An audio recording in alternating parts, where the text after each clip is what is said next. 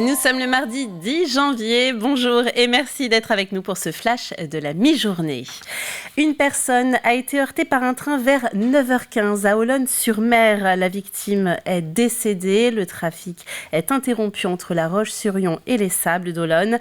Un bus a été affecté pour prendre en charge la cinquantaine de passagers du TER accidentés. Selon la SNCF, le trafic a été rétabli aux alentours de 12h15.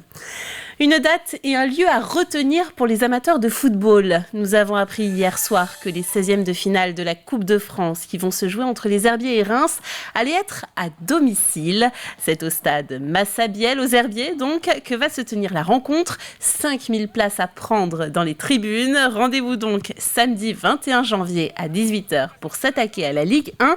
Une véritable récompense pour l'équipe vendéenne. Le fait de jouer une Ligue 1, je sais qu'au niveau mental, pour les joueurs, ça va être, ils vont y penser. C'est à nous de bien gérer justement parce qu'avant, il y aura un match de championnat important. On avait déjà attaqué la montagne, peut-être les Pyrénées, là on va attaquer les Alpes. Mais tant mieux, ils font ce métier pour vivre, pour avoir ces émotions-là. Ce sont encore des joueurs amateurs, même s'ils ont des contrats. Mais ils veulent vivre ces émotions, ces grands matchs. Et aujourd'hui, le fait de préparer un match comme Reims, ben voilà, pour eux, c'est plus qu'un bonus, mais ça ne va pas rester qu'un bonus parce qu'on va essayer bien évidemment de bien représenter le club. Nous avons l'habitude d'entendre que les Vendéens sont des champions du tri. Alors comparé au reste des Français, c'est plutôt vrai, mais nous restons encore perfectibles. En observant le contenu de nos sacs poubelles, Trivalis a constaté qu'une grosse moitié pouvait encore être valorisée. Alix Lanos fait le point avec nous. Si en France, un habitant trie en moyenne 69 kg d'emballage, eh bien en Vendée, c'est environ 120 kg par an par habitant qui sont triés chaque année. C'est mieux que nos voisins de Loire-Atlantique, du Maine-et-Loire, de la Sarthe et de la Mayenne. Et cela place la Vendée, le département numéro 1 en France en matière de tri des déchets. Alors il y a plusieurs raisons à cela. Tout d'abord, un geste de tri simplifié. Depuis 2017, en effet, tous les emballages se trient, même ceux en plastique. Il y a également une collecte harmonisée et une tarification incitative. Alors la Vendée est championne de tri, certes, mais on peut encore faire mieux. Une fois passé ce constat plutôt flatteur, eh bien on se rend compte que des pistes d'amélioration peuvent être envisagées et mises en place. Pour ça, observons un petit peu le contenu type de la poubelle noire d'un Vendéen. Un contenu révélé par le syndicat départemental Trivalis qui observe et analyse le contenu de nos poubelles pour en tirer quelques enseignements.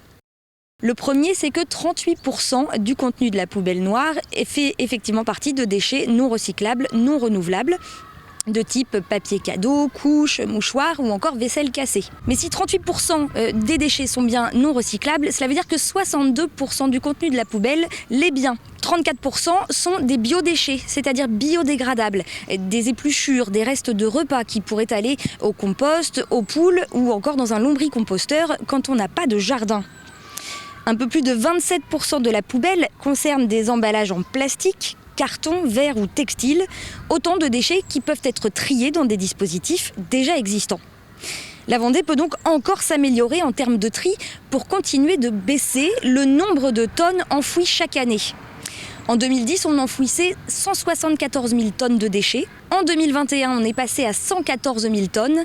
Et l'objectif pour 2025, c'est de ne pas dépasser les 87 000 tonnes. Trivalis incite donc les Vendéens évidemment à mieux trier, mais surtout à mieux consommer afin de produire moins d'emballages et de réduire notre impact sur l'environnement. Merci Alix pour ces précisions. Le bal des traditionnelles cérémonies de vœux continue. Hier soir, c'était au tour de Luc Boire pour la ville et l'agglomération de La Roche-sur-Yon. L'occasion de faire quelques annonces devant près de 2000 personnes. L'inauguration au mois de mai de la place Jacques Chirac, ancienne place des Halles. Une implication pendant la Coupe du Monde de rugby ou encore le renforcement du nombre de caméras de sécurité. Un coup de gueule a également été poussé contre l'entreprise Orange. On écoute. La société Orange est conduite comme un goujat à La Roche-sur-Yon. Et pas qu'à La Roche-sur-Yon, sur toutes les villes moyennes avec qui ils ont travaillé. Et de lire cette semaine, ou ce matin ou hier, dans les journaux, que Orange semblait avoir rempli son contrat, ça décuple notre fureur, ça décuple celle de Yannick Moreau, celle du président de la Vendée et la mienne. Ils n'ont pas respecté leur contrat et nous allons porter l'affaire devant le gouvernement pour qu'on puisse prendre acte de tout cela et demander des indemnités à cette société qui nous marche dessus depuis 2013.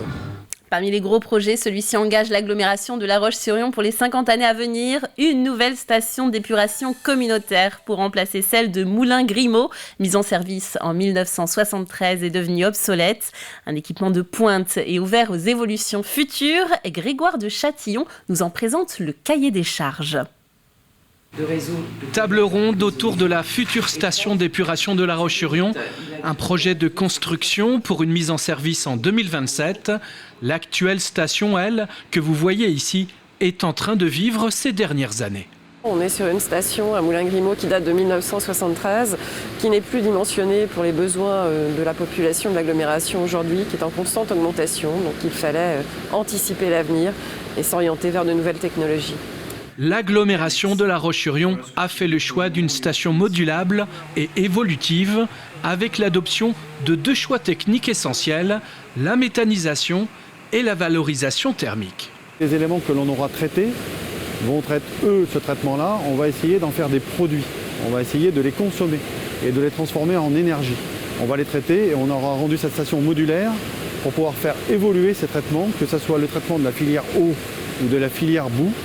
On les traitera de façon modulaire parce que dans les 50 ans à venir, on sait qu'on aura des évolutions scientifiques et techniques qui seront telles qu'il va falloir pouvoir upgrader cette station, si je peux employer ce mot-là, de faire en sorte que cette station elle évolue en fonction de la réglementation, mais aussi de nos connaissances techniques et scientifiques.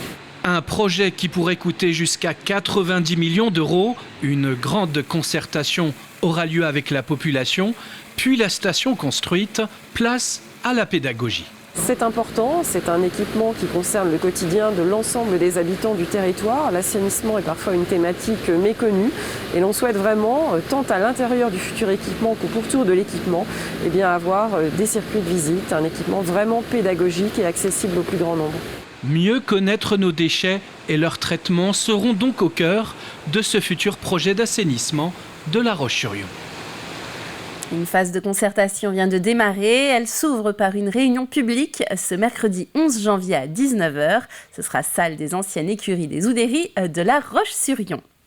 Il est temps de refermer ce journal. Merci de l'avoir suivi avec nous. On se retrouve à 18h pour une toute nouvelle édition. D'ici là, passez une très belle après-midi sur TV Vendée.